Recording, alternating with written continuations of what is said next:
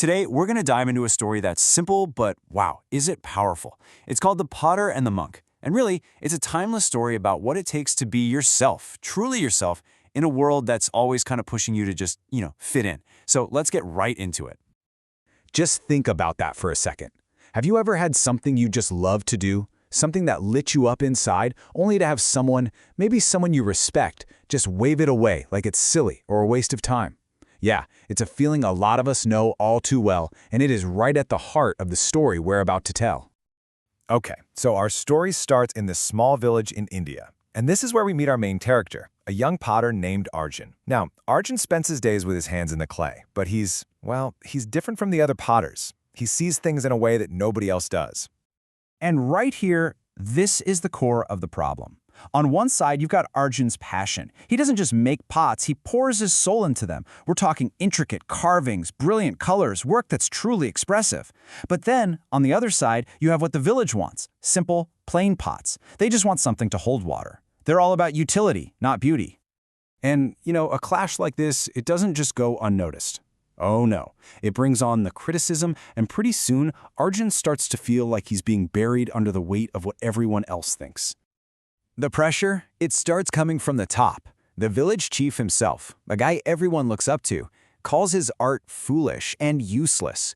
Now that's not just a casual opinion, right? That's a judgment. It basically frames his entire creative passion as completely worthless. Then, you've got the money guy, the wealthy merchant. He comes at it from a whole different angle, questioning the practicality of it all. Who's gonna pay for this, he asks. He's basically telling Arjun, hey, that thing you love, it has no place in the real world. Talk about demoralizing. And it's not just the big shots. The criticism is everywhere. It's even coming from his neighbor, someone who sees him working every single day. The message from all sides is just relentless and crystal clear. Your uniqueness, your creativity, it's a dead end. So you can imagine, after hearing this day in and day out, the doubt starts to creep in. His heart gets heavy, and he looks down at his own hands, the ones that create so much beauty, with this incredible sadness. And he makes a decision. He decides to give up, to just stop and be what everyone wants him to be. But right at that moment, just as he's about to turn his back on his true self, a wandering monk shows up at his workshop. And this monk, he doesn't just lecture Arjun. No, he offers him a story, a parable about a nightingale. The monk's story is about a nightingale who had the most incredible voice in the whole forest. Her songs were just breathtaking. But the other birds, the crow, the sparrow, they started to pressure her. They told her to just caw like everyone else, to chirp simply, don't stand out so much. And the saddest part, she listened. She stopped singing her song. And what happens when the one unique voice goes silent? The magic just disappears. The flowers in the forest seem to lose their color, and the whole world just becomes dull and gray. Her fitting in came at the cost of the entire forest's beauty. The real lesson comes from a wise old owl in the story, who finally tells the nightingale the truth. He says, your difference was never a weakness. It was your strength. The world does not need another crow. It needed her, exactly as she was. And after telling the story, the monk looks right at Arjun, and it's so clear this parable was for him. He starts to connect the dots between the nightingale's struggle and Arjun's own fight. The monk tells him, look, the opinions of other people, the good, the bad, they're like clouds. They just drift in and drift out. But that feeling you get when you're creating, that spark of life, that is your truth. That's your sun. It's always there, even when the clouds try to cover it. And just before he leaves, the monk gives him this final, absolutely knockout piece of wisdom.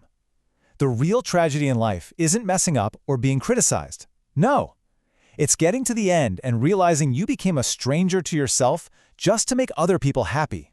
And you can just see it in Arjun's eyes. Something clicks. He finally gets it. He rushes back to his pottery wheel and starts to create with more passion than he has ever felt before. He doesn't care anymore about the whispers or the laughter. He is creating for himself again. So what happens when he goes all in on being himself? The world finally catches up. Months go by, and a messenger from the royal palace shows up. He's bored with all the plain pots in the village, but then he sees Arjun's work. The royal family places a huge order, and soon after that, his fame just explodes. Merchants start traveling from far and wide, all seeking his unique creations. He didn't find his people by changing. He found them by being more himself than ever. So in the end, the very thing the villagers called foolish became the source of his greatest success. The story just nails this point home. Your difference isn't a flaw to be fixed. It's your gift. It's your superpower. All right, so what can we pull from all this? First, that gut feeling, that sense of purpose you have when you're doing what you love, that's your compass. That's your truth. Trust it. Second, the world seriously does not need another copy. It needs your original voice. So your job isn't to please everybody. Your job is to create and create until you find the people who get it, the ones who appreciate your gift. And finally, yeah, the fame and fortune Arjun got was great, but his true reward, that started the second he decided to be true to himself. That authenticity, that's the real prize. So that brings us to one last question, and it's really for you to think about. After hearing Arjun's story and thinking about the pressures in your own life, what masterpiece are you holding back from the world? What are you not creating, just because you're worried about what the crows and the sparrows might say?